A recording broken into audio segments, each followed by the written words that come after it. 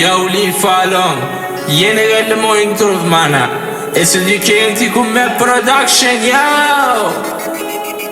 Yeni geldim ben oyun uzmanı. Ali Falon berde sen gidiver Osman'a. Kafa tuttum ben bütün düşmanlara. Bulamazsın beni sokaklarda ara. Taş vurana aşkal aydın demek sen sakkal.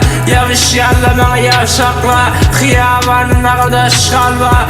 Yok bir tane de aşkaçı. Karı paçan almadı saçı. Kelkellen gitti kaşı. Lifalın yoktur atlaşı. Yeni geldim ben oyun turulmana. Lifalın berde sen gidiver Osman'a. Kafa tuttum ben bütün düşmanlara. Bulamazsın beni sokaklarda ara. Hey sen arkadaşı Fulun milletin yarası.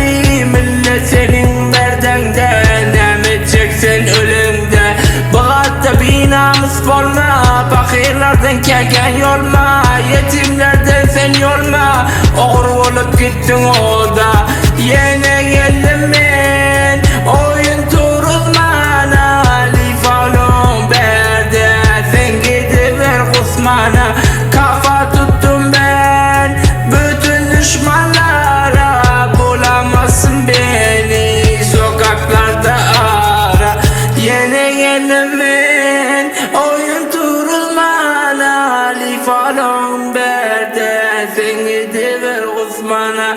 Kafa tuttum ben bütün düşmanlara. Bulamazsın beni sokaklarda ara yo.